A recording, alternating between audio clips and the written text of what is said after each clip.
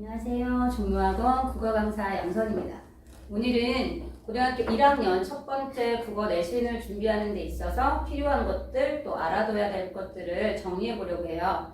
자, 우선 첫 번째 고등학교 국어 내신이 중등부에서 봤던 어떤 중간고사와 가장 큰 차이점은 바로 고등부에서 중요하게 여기는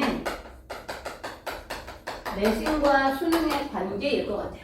우선은 내신은 가장 중요한 특징이 두 가지가 있어요. 첫 번째는 범위가 제한되어 있다는 거예요. 학교 교과서 그리고 학교에서 나눠주는 프린트나 유인물 정도로 범위가 제한되어 있기 때문에 수능처럼 기본적으로 중요한 내용만 훑어보는 정도의 문제라기보다는 문제가 상당히 구체적으로 출제가 되는 편이에요.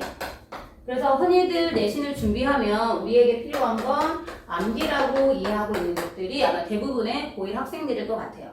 자, 반면에 수능은 범위가 내신과 비교하면 작품 수만 하더라도 사실 숫자로는 표현하기 어려울 정도로 넓은 범위예요.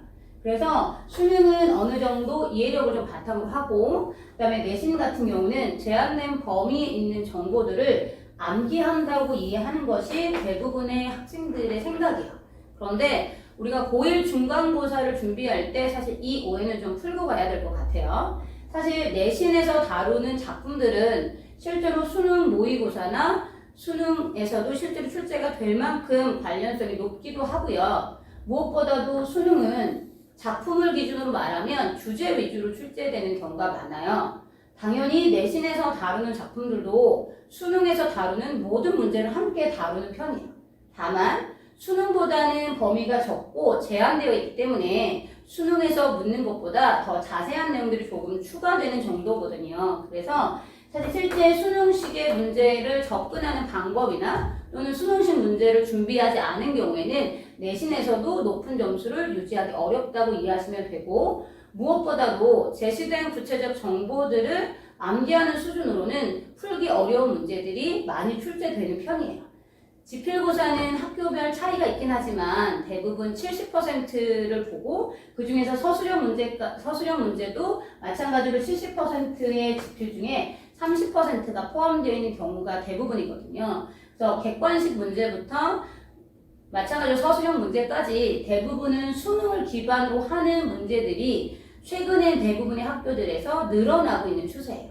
자, 그리고 두 번째 알아둬야 될 건, 자, 내신과 수능의 거리가 멀지 않고 관련되어 있다라는 거, 무엇보다 수능식의 문제에 익숙하지 않고는 우리가 중간고사에서 높은 점수를 유지하기 어렵다는 걸 알았으면 우리가 고1 중간고사에서 다루어야 될 내용도 좀 알아야 될 것 같아요.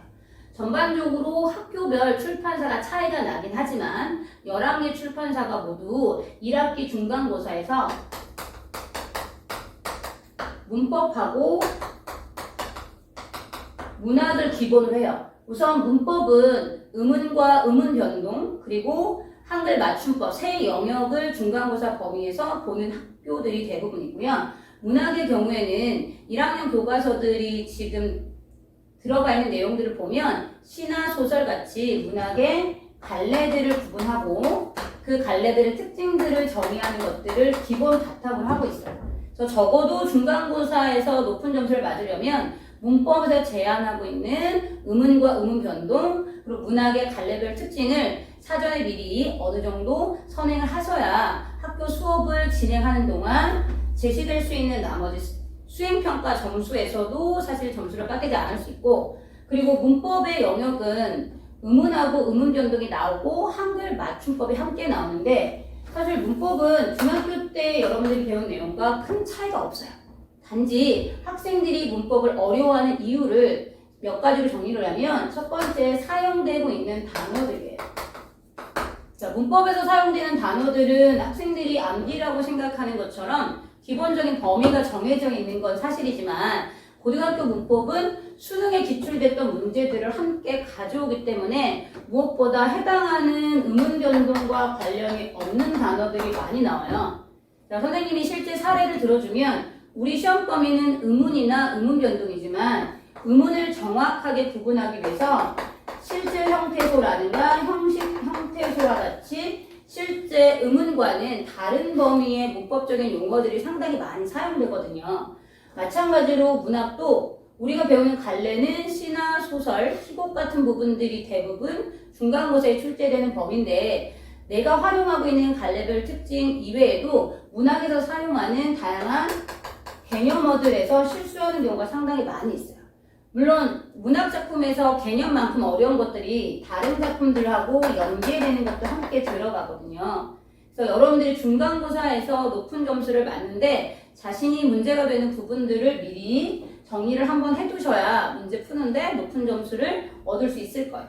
다시 정리를 하자면 내신은 중학교 교과서하고 고등학교 교과서의 커다란 차이점을 중심으로 하는 것이 아니고 기본적으로는 구체적인 진도가 정해져 있기 때문에 문제가 좀 더 암기하는 영역이 늘어났느냐 아니면 단순하게 작품의 주제를 이해하는 정도에서 넓은 범위를 보느냐의 차이일 뿐 실제로 두 작품은 크게는 차이가 없어요. 시험은.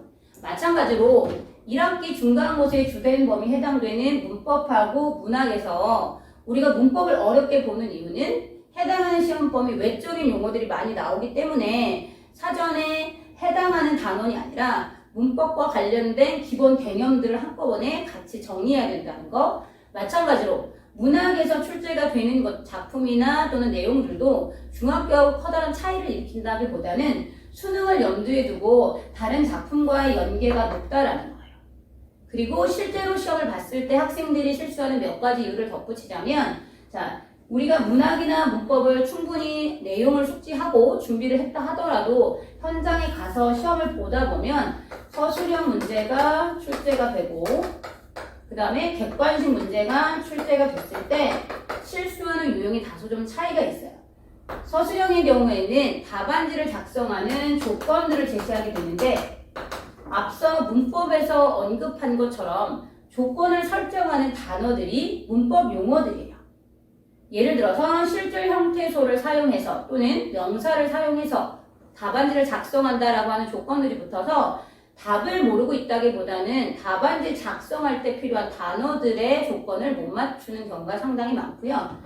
객관식의 경우에는 난이도만 보면 큰 차이는 없어요. 하지만 실제로 어느 정도 범위가 명확한 서술형에 비해서 객관식에서 문제를 틀리는 학생들이 더 많은 이유가 학생들이 문제를 풀 때 눈으로만 훑어보고 정답을 답하는 경우가 많은 것 같아요. 그래서 내가 어느 부분에 대한 암기가 부족해서 문제를 풀리는 학생들보다는 국어는 내가 필요한 부분을 암기하고 실제로 문제를 보면 어렵진 않지만 헷갈리는 부분이 많다. 또 실수하는 부분이 많다. 이런 두 가지 이유가 내신에서 높은 점수를 받지 않는 가장 많은 학생들의 이유예요. 그런데 실수가 많은 것도 마찬가지로 내가 헷갈리는 것도 사전에 준비해야 될 내용들이 완벽하게 준비되지 않았을 때 일어나는 일이라서 서술형 문제를 준비하고 객관식 문제를 준비할 때 반드시 본인이 문제를 푸는데 어떤 문제점을 가지고 있는지 내가 문제를 풀 때 어떤 식으로 실수하는지를 유용할 필요가 있고 반드시 점검을 받아서 옆에 있는 선생님에게 나에게 일어나는 실수들을 방지하기 위한 것들을 반드시 받아야 될 것 같아요. 그래서 여러분들이 중간고사 1학기 특히 처음 보는 시험이라서 긴장도 많이 하겠지만 자기 학교에 들어가는 출판사별 특징들은 아마 학원에 가서 여러분들이 자료를 받거나 학교에서도 충분히 전달이 가능해요. 그래서 어떤 식의 문제가 나오는지보다는 어떤 식의 문제가 출제가 되더라도 실제로 내가 알고 있는 내용이나 또는 문제를 푸는데 일어나는 실수 같은 것들을 줄이려고만 노력하면 여러분들이 고등학교 내신을 준비하는데 큰 도움이 되지 않을까 싶어요.